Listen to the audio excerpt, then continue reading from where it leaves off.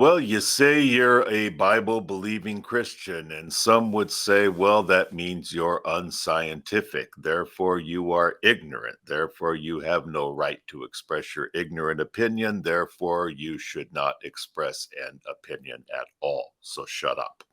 How do you respond to that? Let's talk about that.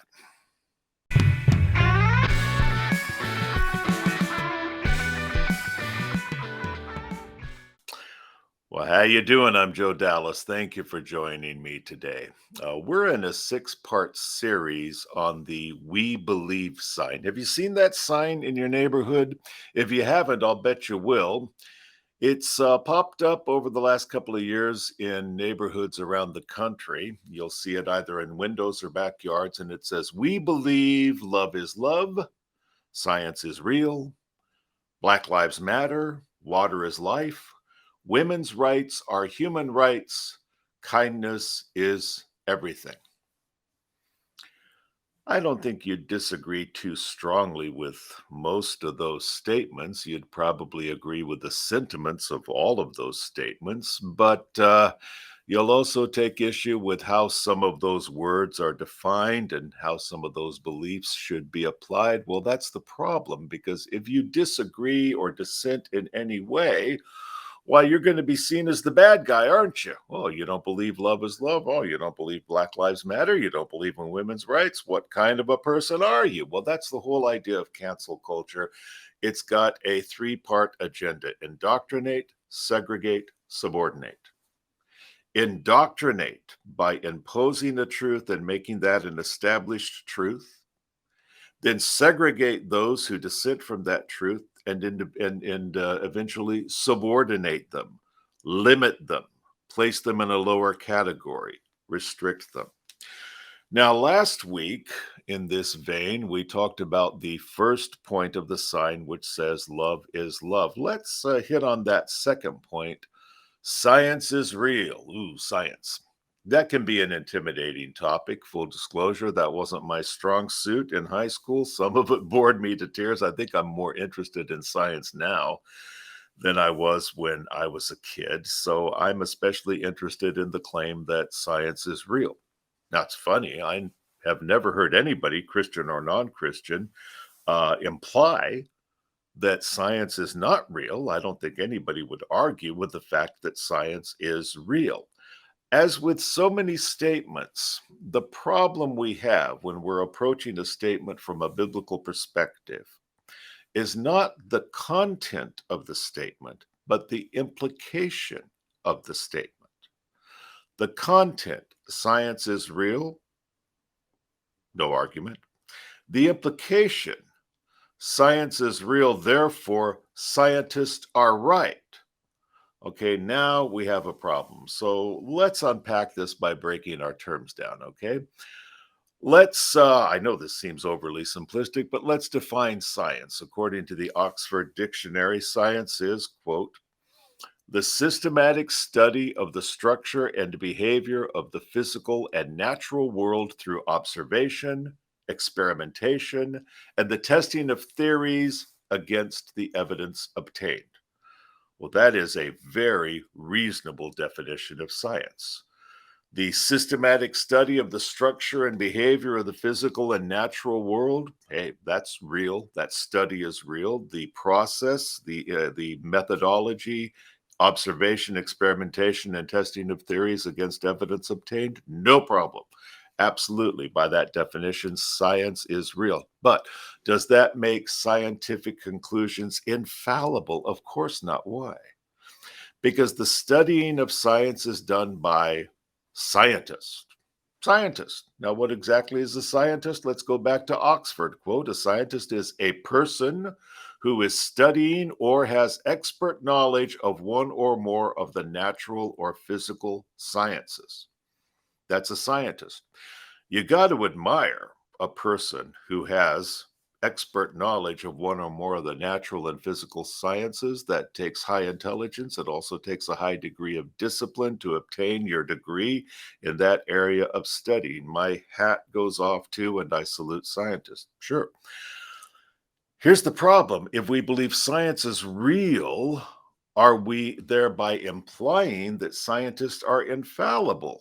Because if we are, my problem as a Bible believing Christian, and frankly, as just somebody who hopefully uses common sense, is that no, the fact that a thing is real doesn't mean that the people who study it are thereby infallible. What do we believe about scientists? We believe a scientist is one, a person, and thereby fallible, two, an expert, and thereby commendable, but third, expert does not necessarily mean right. Not as long as the expert is a person. So to compare it to the way we approach the Bible, okay? We believe the Bible is true.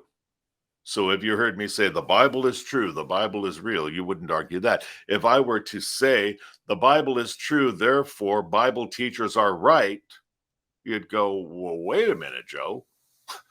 Which Bible teachers? How many Bible teachers? And right about what? Always right? Sometimes right? You need to qualify that a bit more. Well, the same is true of science. Science is real. And the scientific field is full of, among other things, very real disagreements, different conclusions. That's the reality of the discipline. Now, just for example, one of many scientific issues that are hot button issues today, global warming.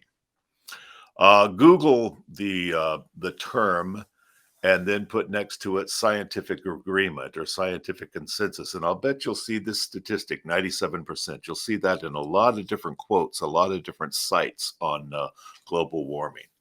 And what you will read is it's been established that 97% of scientists agree that global warming is an imminent danger and it is caused by human beings and the way we are handling our product and our production and so forth. 97%. Well, that's an impressive statistic. Now, Forbes magazine came out with an interesting article just a couple of years ago, and they said, and I quote, 97% continues to be widely publicized and defended. One might ask why 97% is important. Perhaps it's because 97% has marketing value. It sounds precise and says that only 3% disagree. By implication, that small number who disagree must be out of the mainstream cranks, chronic naysayers, or shills of the fossil fuel industry. They are frequently described as a tiny minority. It's not as easy to discount dissenters if the number is 10 or 15%. But according to that same article, no, 97% of scientists do not agree in the current position that so many hold on global warming. They don't agree that it is as imminent a danger as many say that it is, or that it's caused by the same things. There's a lot of dissent among scientists about what causes it, how much of a threat it is, and even how it should be defined. And that leads to a quote from the philosopher Karl Popper on scientific fallibility. He says, quote, "Our aim as scientists is objective truth." Right on. More truth. More interesting truth, more intelligible truth. We cannot reasonably aim at certainty. Once we realize that human knowledge is fallible, we realize also that we can never be completely certain that we have not made a mistake. Now, what does all this say? Scientists are human, they are expert, they are accomplished, and yeah, they should be listened to, as any expert should be listened to, but with proper caution, because they are not infallible.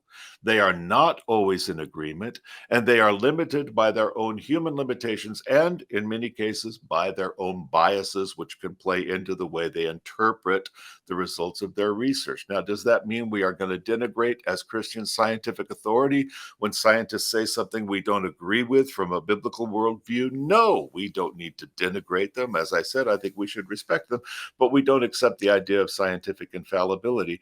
Additionally, even when science gets it right, that is not necessarily the end of the story, because science tells us, when it's used properly, what is, not necessarily what should be. We know as believers we live in a fallen world. So just for example, I remember decades ago when one scientist, Dr. Anton LaVey, um, uh, released a study on human brain structure in which he determined that the brains of homosexual men were different in a portion of the INAH3 than they were among heterosexual men. And therefore, if there were differences in brain structures between homosexuals and heterosexuals, homosexuality must be normal, natural, and even God ordained. Now, he may have come up with research that was accurate, although actually subsequent studies have challenged his study. But the point is, even if he had gotten it right, that there were such brain structural differences, that tells us what is, not what necessarily should be. It does not tell us that just because something is inborn, that means it is thereby God intended. So yes, science is real, absolutely true. But there is such a thing as objective truth, what is, and then there are subjective limitations, how we arrive at or interpret what is. So our perspective should be cautious. Let me repeat that. There is objective truth. We have subjective limitations, so our perspective should be cautious, as was the perspective of the Bereans. Here were Christian folks listening to Paul the Apostle himself, an expert, a theologian, a Pharisee, a learned man, an apostle.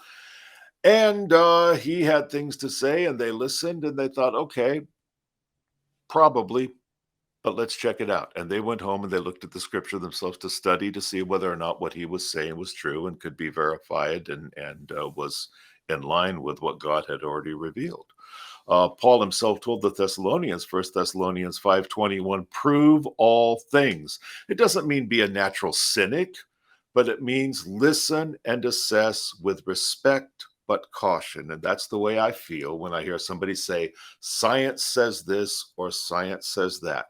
I will listen to what is said, and then I will assess it by verifiable information. I will respect the scientists involved, but I will approach their research with a reasonable caution. So the biblical response that I would propose to the statement, science is real. I mean, good heavens, again, nobody is disputing the fact that science is real, but it's the implication behind it, that if scientists say something, we must accept it because it is said by scientists, because science is real. 3 points. 1, I agree. Science is real.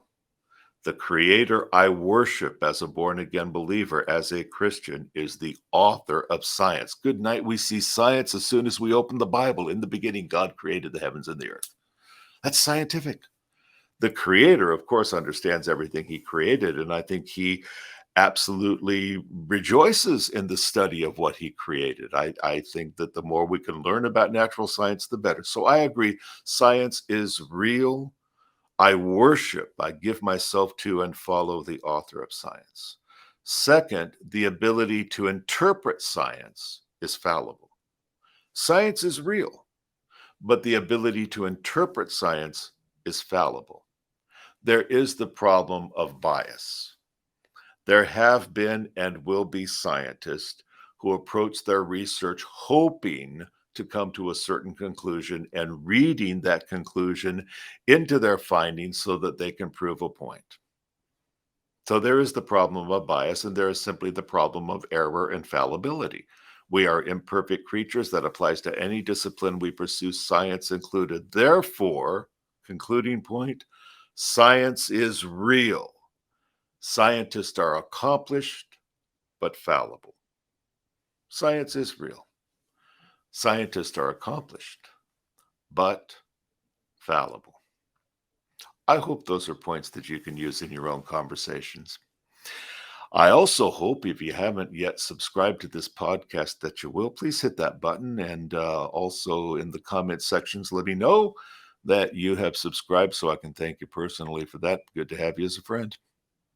If you haven't yet read the book that this podcast is based on, my book, Christians in a Cancel Culture, why don't you check it out? It's written to equip you as a Christian to intelligently and biblically discuss from a biblical position abortion, homosexuality, transgender, racism, and progressive Christianity. You can pick up your copy at Amazon.com. That's Joe Dallas, Christians in a Cancel Culture.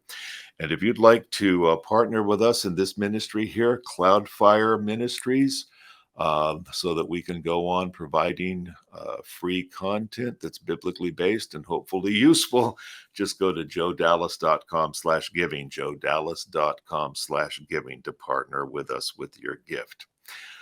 Well, this is Christians in a Cancel Culture. We're here every Friday. I'll look forward to seeing you next week for part 3 on this series of the We Believe sign. Meanwhile, let's keep in mind the job description you and I have as servants of the Lord. Paul told Timothy, the servant of the Lord must not strive, but be gentle to all, apt to teach, patient, in meekness, instructing those who oppose themselves, if perhaps God will grant them repentance according to the knowledge of the truth. That's 2 Timothy 2:24-25. Let's keep that in mind this week, okay? When it comes to truth, it's not just where you stand, it is also how you stand. Hey, thank you for being with me. Good seeing you. God bless.